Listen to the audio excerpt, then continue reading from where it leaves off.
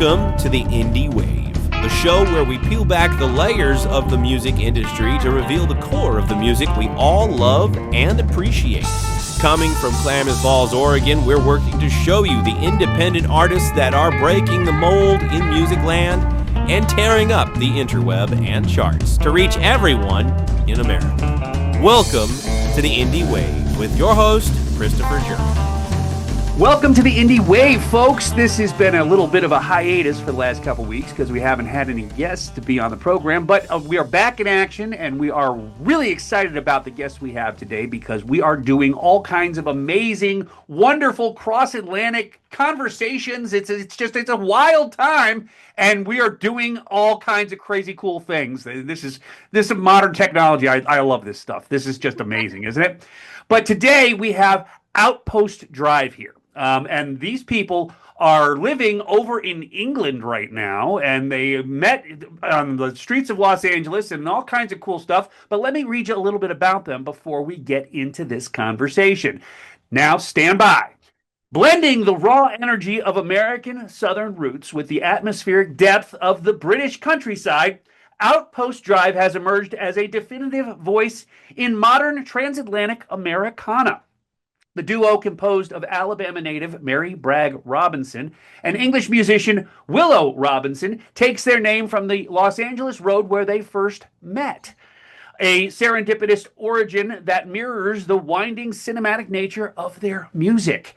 Their sound is sophisticated, marriage of Mary's fiery, native-driven storytelling and Willow's soaring, anthemic guitar work, creating a bridge between the humidity of Mobile and the rolling hills of the United Kingdom. The band's recent trajectory has been defined by a period of intense creative isolation, having spent the last 2 years recording their debut album deep within the Welsh valleys. This environment heavily influences their latest releases, including the March 2026 single Broken Vein, which critics have praised for its unforced authenticity and reflective widescreen production. Following a successful string of festival appearances throughout 2025 and a series of sold-out shows across the UK, Outpost Drive is currently preparing for a heavy 2026 touring schedule. They're slated for major summer appearances at the Buckle and Boots Country Festival in May and Country Calling in August, continuing to cement their reputation as one of the most compelling live acts in the genre today. Now, without further ado, let me switch cameras. Here we go, guys. Let's talk to you. How you doing today? Hi, how are you? We're good. Love your energy. Yeah, oh my gosh, you're amazing. You're firing on all It's cylinders. a Saturday, so I'm doing the best I can. That's amazing. Hey, if I had your energy on a Saturday like that, we'd be well, good. Well, we'd be playing stadium. I was just listening to Broken Vein. Actually, I just had that playing on my computer, and I was catching your music. And you guys you make a great team. You know that? Thank you so much. I appreciate it. Yeah, so tell me, how did you guys manage to make it from the streets of Los Angeles over to UK? How'd you do that? We've had the longest. A lot of swimming. Yeah, a lot of swimming. A lot of swimming. Long swim. Yeah, well, Willow and I weren't even doing Outpost Drive when we first moved over to the UK. So we met in California, and just how would you even start this story? Well, I lived in LA for a little while. I was recording out there as a solo artist. Met Mary Bragg at a gig where I was performing on the ocean front on Santa Monica. It was a really picturesque, beautiful evening, and I was shown in my best light and wooed her somewhat. And we got married, and a couple years later we got married. Oh well, obviously. The same day. It wasn't the same day that we got married, but it could have been. There's a lot of density. Let's cut to the chase. So I'm trying to keep it short, But yeah, we decided we just wanted to. It was mainly so I could move back to England, and I have a little home studio in Wales at my parents' house, and so I wanted to kind of reclaim my identity as an artist and record my own album. And then in the midst of that, Mary Bragg was sent back to Alabama because of getting your UK visa. You can't apply from the country you're in, so she had to go back to Alabama. Anyway, long story longer, she she had to be there for about 6 months and rediscovered her singing voice. And we were already married by this point, and it was news to me that she even really had a good voice or was wanting to sing. Willow had It was never heard me completely- sing until after we were married, so it was like a really crazy So, thing. so serendipity did take a giant role in this thing because you guys, you just kind of melded together, didn't you? Yeah, absolutely. Our entire absolutely. journey has been serendipitous for sure. Synchronicity is like our main buzzword. It's Yeah. like everything is synchronicity. Definitely. Because it feels that definitely. way. It's so weird. Yeah, so we only started Outpost Drive like 2.5 years ago, and we've kind of tried to split our time between Alabama and the UK because my whole family's still in Alabama. So, yeah, it's been a whirlwind for sure. It's been So crazy. tell me about the name Outpost Drive. Is there a street in Los Angeles called Outpost Drive, and you guys just adopted that as your name? Yeah, we were living with, or what Willow was living with one of our friends who has a house on Outpost Drive. Yeah, he kind of saved me during COVID where I'd nowhere to go. Yeah. So I was staying with him for a little while, and 2 weeks sort of rolled into 2 years. And it was during this period that me and Mary Bragg started dating and fell in love and everything. And so we spent most of our time at this house because it was still kind of the COVID era of, you don't go out too much. So we were just sort of locked away in this house with our friend. And it was on Outpost Drive, and it seemed like it just had a real significance for our story and our origin and everything. And weirdly as well, there was this sort of roundabout synchronicity again with that, where my parents lived in Los Angeles when I was born, and they actually lived on Outpost Drive too, which was by complete coincidence. So it was this really weird, strange circular thing of like this street kept popping up in certainly my life. Definitely. And then in Mary Bragg's life, her grandmother had a painting by David Hockney on the wall. There's a painting by David Hockney called Outpost Drive. And my grandmother had it like in her house. And, he's got one called Outpost Drive, and it's just weird. So everything kept leading us to Outpost Drive, and here we are. It felt like a name that it's like a tattoo. Like if you get something that's really significant to you, you're not gonna hate it in years time because it always has some profound meaning to you. And that was the same with Outpost Drive. We thought, maybe we won't like the name in 10 years, but at least it will have the significance of our origin stamped on it. Yeah. So. Well, and the idea of Outpost Drive, it sounds more like, kind of heavy metal kind of thing. And that totally belies what you guys do, because you're not heavy metal in any way, shape, or form. Yeah. Weirdly, we get all kinds of things where people think of it as like the outpost, like the Western outpost. So people associate it with so many different things. I feel like they think it leads to different genres, but we're crafting our own genre anyway. So who knows? And you guys have a busy summer ahead of you. You're going to be doing a bunch of festivals, and you got all kinds of touring that you're going to be doing in 2026. Tell me about that. Yeah, well, we've got an album coming out later this year, which we are about to announce the date of, and which will be followed by a headline tour. It's our first headline tour we've ever done. So we did over 100 shows last year, toured a lot with this band called The Shires, which I'm wearing their shirt today on accident. But yeah, so we're just gearing up for kind of a level up, I think, for us. We've been performing as an acoustic duo basically the whole time. Yeah. And we're getting a band. We've just found our bass player today, so it's been like slowly things are fitting into place, and it's just really cool. We're really excited to play some shows all over the UK this year, and then make our way over to America towards the end. So tell me about your growth. I mean, you guys didn't just start out and just say, okay, we're huge, but you've progressed to that. So tell me a little bit about that, if you would.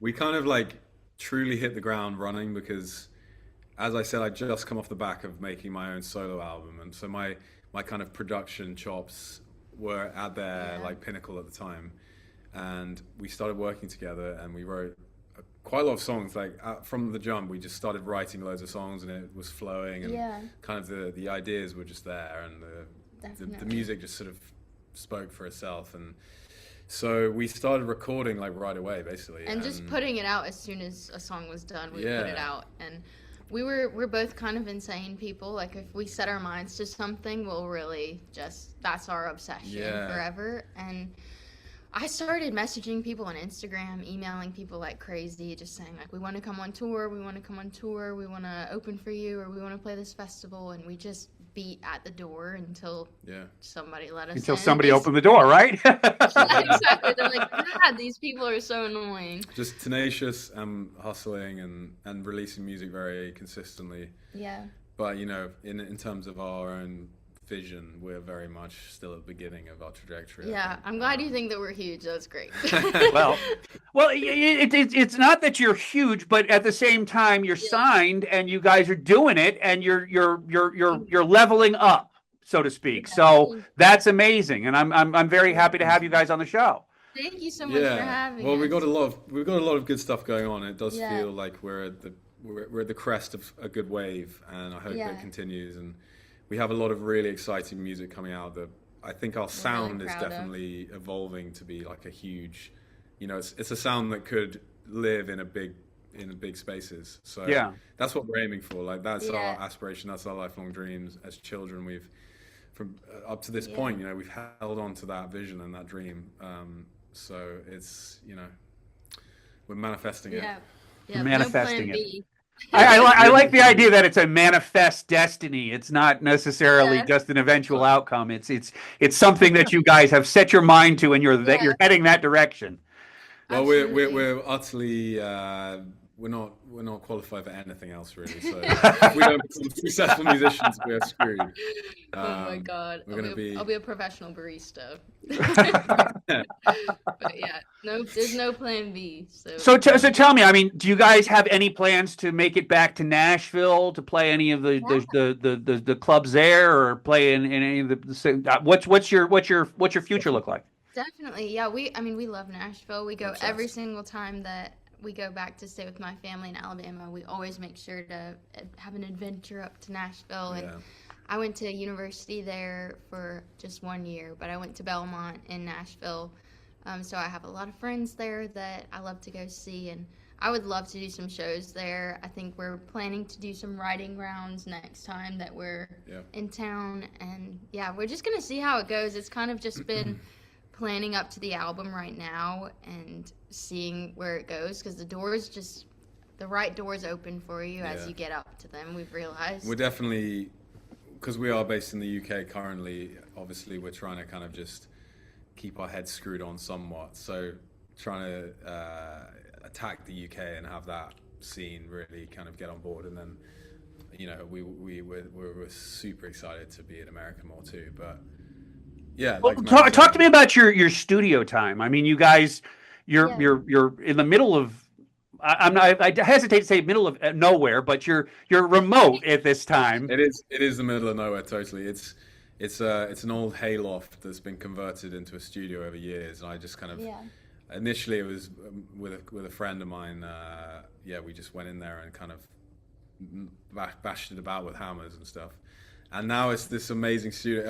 Over a kind of decade, it's evolved into this beautiful space that just invested so much time and energy, and it's a really sacred spot. But we were kind of trapped with my parents in the middle of nowhere because, being musicians. We were living in Willow's parents' attic for like 2.5 years, and literally there's no neighbors. It's just sheep and countryside and winter. And there's a hell of a lot of ghosts as well. Fresh air though, and flowers. Yeah, it was lots of good stuff.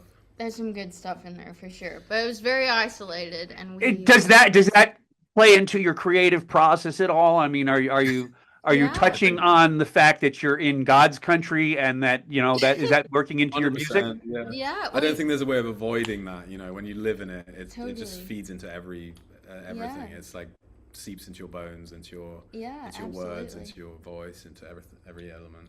Yeah, we lost our minds a little bit, which I think helps the creative spirit. I've been there. I've lost my mind too, so I understand everything about that. Yeah, definitely. It helps with the songwriting. Weirdly, sometimes you have to lose your mind a little bit. Sure. But and being out in nature is super inspiring. I think, like, having grown up in that isolation, it just, for me, it's like a really safe, nurturing environment where ideas can marinate, and you're in touch with the seasons and the animals and birds and leaves and everything, and it's just kind of a beautiful space to create, I think.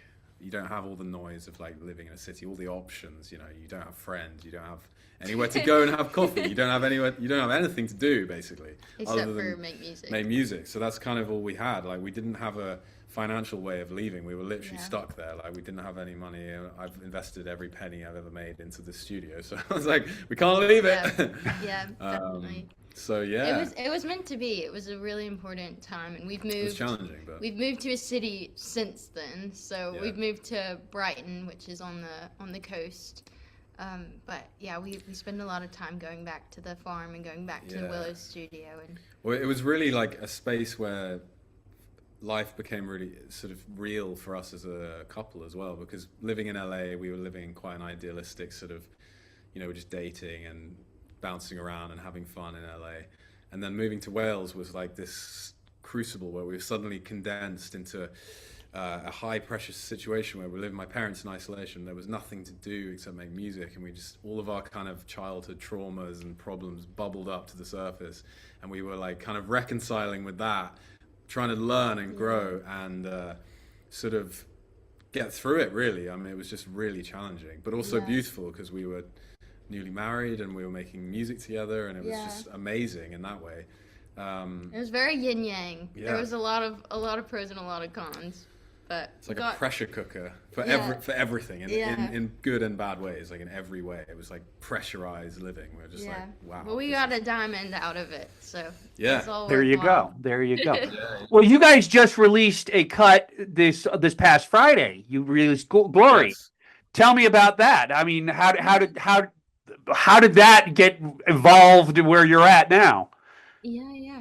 Wow. I mean, that song has had honestly like a 5-year trajectory where I wrote initially with a partner of mine who I write with,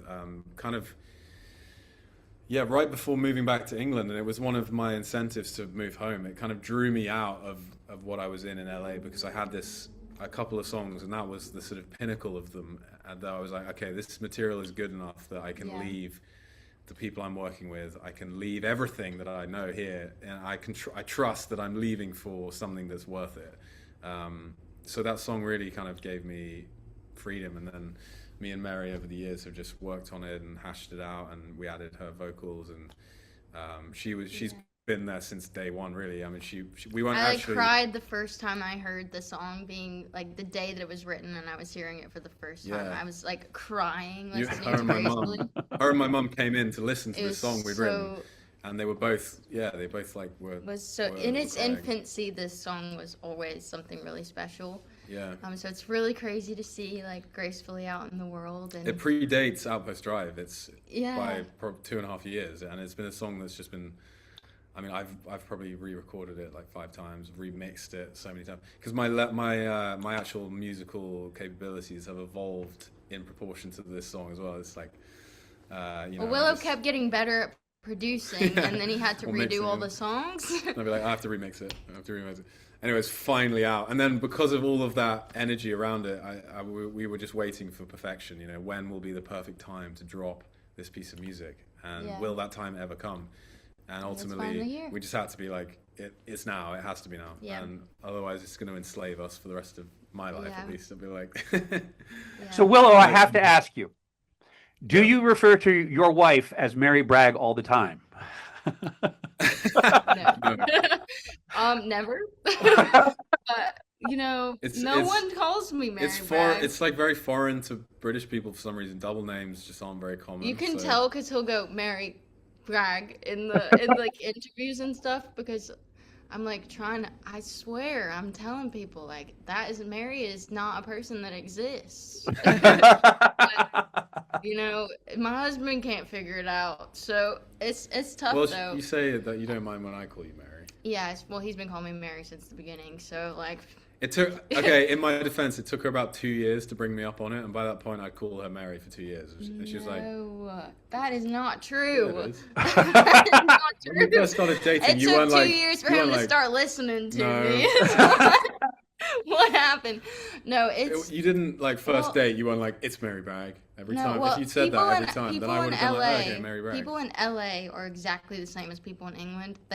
You can tell them a whole long story about a double name and why your name is two names, and they just will look at you after that story and still call you Mary, and you're like, all right. I'm blaming my mom on that one. I don't know. It's real hard. And my grandmother has a double name too. She's Mary Nina, and she will freak out if you call her Mary. So I can take Mary a little bit. But Well, I had a grandmother. It was called Mary Catherine, and if you called her anything other than Mary Catherine, she was from Maryland.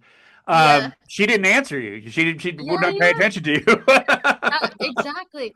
It's a real thing. I just think we don't understand, like in England, the importance of this double name is just not a thing at all. So we don't understand why it's like an act of disrespect almost to not call someone by their double name, because to us it's just Mary. Like everyone's called Mary. Like people think it's my last name a lot of times. It's confusing. It's like, is it a middle name? Is it? Because it's just not. It's a southern thing, I guess. But like he's getting better. He's getting better in interviews, at least, where he'll say Mary Bragg, just like throw up the Bragg bit. I'm like, it's coming. I appreciate the effort. I've had enough live corrections. I appreciate the effort. Like so many times on stage, I'll call her Mary and she'll say Bragg. I'm like, in front of like 1,000 people, just make me look like a douche. A husband that doesn't even call you by your name. Call me out in front of thousands of people. It's so funny. It's so funny. It's fine. I'm a good sport about it, I think, sometimes. Sure. Sometimes. Well, as long as you guys have figured it out, that's the important part. But you know, for the rest of us around here, it's just we haven't. Honestly, you're like throwing gasoline on a fire, and I'm probably gonna get like attacked. Sorry about that. It's so funny. It's so funny. It's so funny. No, it'll be fine.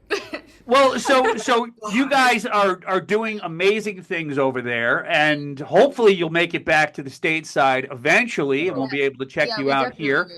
So tell me about your followers. Tell me about, do you guys have a bunch of followers in the UK? Do you have a bunch of followers in the Southland here? Where are your followers at? It's really interesting because it's kind of different on every platform that you look at. So like Spotify, we have like most people from the US. So our US following's huge on the streaming platforms, and then socials are a lot of the UK because they tend to buy more CDs or buy things on iTunes. But yeah, I would say every time we go back to Alabama, we'll have shows that just people show up. They show up and sell out the shows, and it's really cool. We had some people last time we were there drive like 4 hours to come see us from somewhere in northern Alabama and never heard of. At least I hadn't, because the word is spreading, so it's good. Cool. But in the UK, I feel like we've really been able to cultivate an audience. I mean, we did over 100 shows just in the UK last year, so it's definitely we've just been over here, so it's been easier to It's very easy to tour here because obviously the distance is so small. It's like an hour between cities, whereas in America you have to fly. You got to drive through several states to get to someplace. Yeah. Exactly. So I think as a touring hub, it's a lot easier to kind of build that momentum. And I don't know, it just kind of worked out for us that way, naturally. Not out of preference, because we both love America. I love America. I have a US passport, like I am technically American as well. So I've lived there a lot of my adult life. And we probably will live there again at some point. Yeah, definitely. I think next year or the end of this year, we're planning to do like probably like 4 or 5 months in America and get to do a lot more shows out there. And I want to be getting to go all over America too. I love it. I've been doing road trips across America since I was like 18, and I love it. It's really special. Well, if you guys make it back to the United States, I want to have some tickets, and I want to come see your show. Come on. And I want to visit you guys. We got you. You're gonna have to. Where are you based? I'm in Oregon, actually, and quite frankly, I don't think there's a lot of country fans here in Oregon, especially in the eastern part of Oregon, but I don't think a lot of people have heard of you. So this is why I wanted to get you on my show, so I could tell you about all these people around here that are paying attention. Oh my gosh, Oregon's like on the top of my list to go visit, honestly, and I'm not making that up. That's been since I was little, because I'm a huge Twilight fan, so that whole area is like really so magical to me. And I used to Google pictures of like the forests in Oregon and the Oregon coast, and I've always wanted to go up there. So the Twilight series was actually filmed in a place that I used to live in, up in the the Hoh rainforest, and they Yeah. filmed that up there, up in up So, Washington State. So yeah. Oregon, if you're out in the Portland area, it rains all the Yeah. time. But if you're out here in Yeah. the western part of the state, where I'm at, it Desert, right? we're the city of sunshine. We have sunshine all the time. So Wow. Oh my gosh.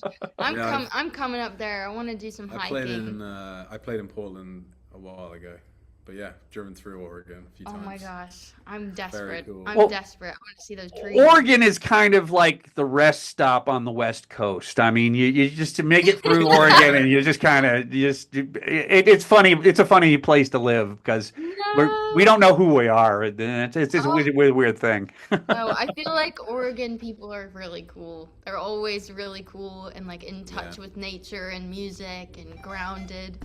It's a cool Well, place. we're a weird type of people here in Oregon, and we have our independent streak that's a mile wide. So there you go. That's awesome. That is awesome. Well, how did you hear about us? Well, I heard about you guys on social media, and Yeah. basically, I messaged you guys, and one of you messaged me back and said, Yeah. reach out to our manager, and I reached out to your manager, James, and he decided that he would give me the blessing, and I was there. He said, it's Oregon. All right, put it through. That's amazing. That's amazing. Well, I'm so glad you found us. Well, I'm glad I found you too, and what I'm going to do now is I'm going to I'll probably end this interview at this point. But what I'd like to do is I'd like to play a couple clips of your music, and then I'll do a little bit of a takeaway, and then we'll end the episode. But this show's not worth anything unless you get to share the music. So that's what I'm going to do. Amazing. please Thank do. you so much, Christopher. Thank you so much. Appreciate you. Well, thank you so much for being here today, and thank you for watching. And that's it for today, but we are going to hopefully have somebody next week, and we're going to continue doing the indie wave for the rest of our, I don't know how long we're going to do it, but we're going to get it done. And we'll do it, and we'll keep telling you about all these cool bands, because this is where the music is, folks, and this is how we're going to find all of the next acts and all of the biggest acts that are part of the lexicon that is the modern music industry. So for the Indie Wave, I'm Christopher German. Stay right tuned after these messages. We'll be right back, and we'll start playing some music. I'm Christopher German for the Indie Wave. We'll see you right back after these messages. Upper Klamath Lake is home to so many species, but one of the most important to this place is the sacred chwam and koptu. These fish have fed the Klamath people for eons, and now it's looking like those fish may now finally go extinct. The Klamath tribes have declared an emergency about the declining numbers of fish who have just grown too old to keep going, and without young fish to reproduce, the older fish in this lake may be just the last. I aim to examine this story and tell why these fish are having such a tough time with low water levels and increasing pressure from agriculture and industry. And now the funding to help make this lake whole has dried up and is not likely to come back in the near future. Now is the time to tell the story of the Klamath Basin and the chwam and the koptu.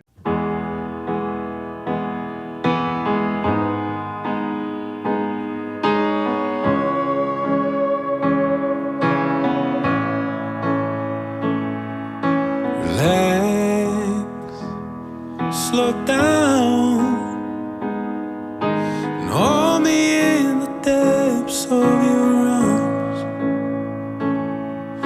I give my side to hear you speak my name one last time. I lost my most precious sense slip beneath the waves. My last breath, pity, pity, too late.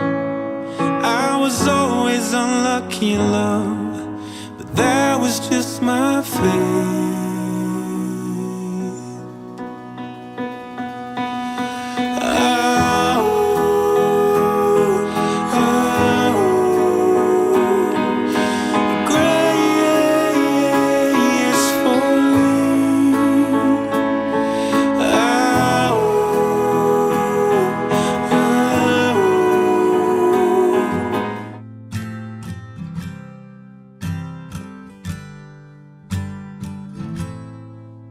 You're a light so bright I've gotta hold my eyes open when the camera flashes. You are more than a moment, and I want you every night.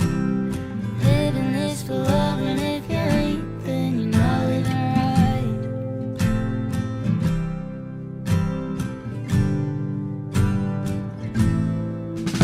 Your tall red glass filled up with wine, and if I take one sip I might lose my mind, and my feet will start dancing with my tights.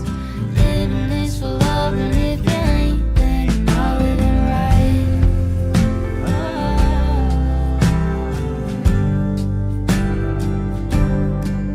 Cause you're the flicker of the flame on my freshly lit candle. You're a love so great that my body can't handle, and I'll hold you tight for the rest of my life. Living this for love, and if you ain't, then you're not living right.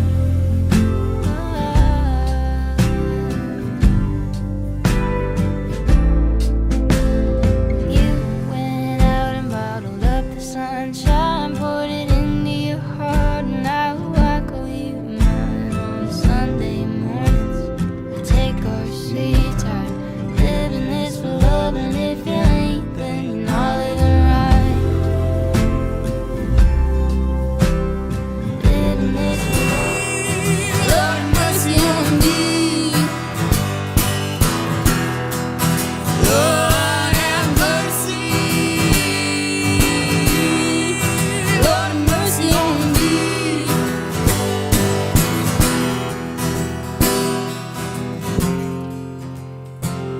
Well, I know I can change. Yes, sir.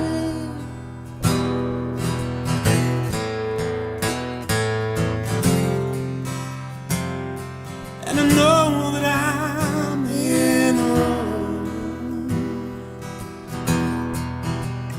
And I see those white horses, they go riding into the light.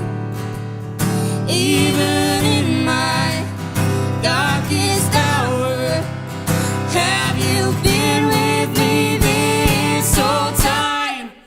Lord have mercy.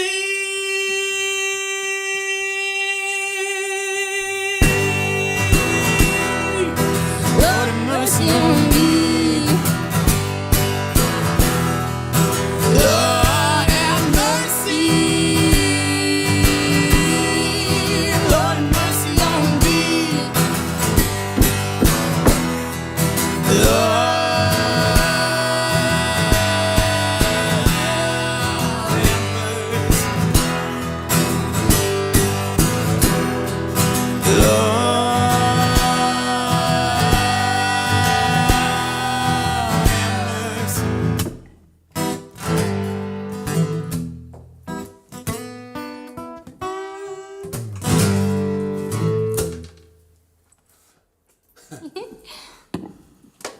Thank you.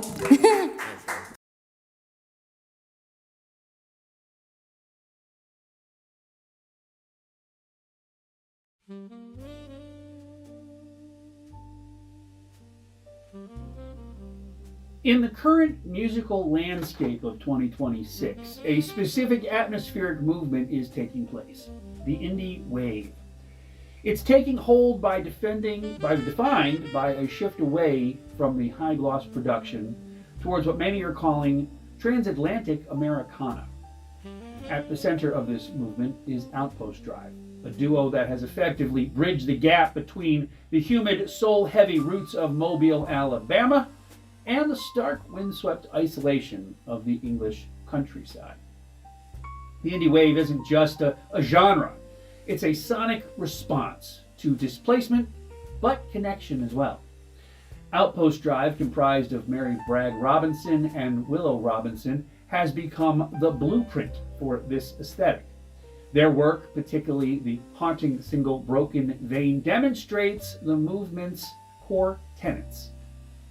Cinematic stillness is one, the use of spacious atmospheric arrangements where silence is as important as the notes played. Thermal contrast, a production style that balances the fire of Southern blues with the ice of British folk rock.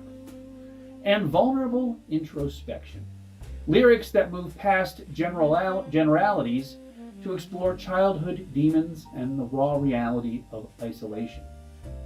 Unlike the bedroom pop of the early 2020s, which often felt insular, the current indie wave is expansive.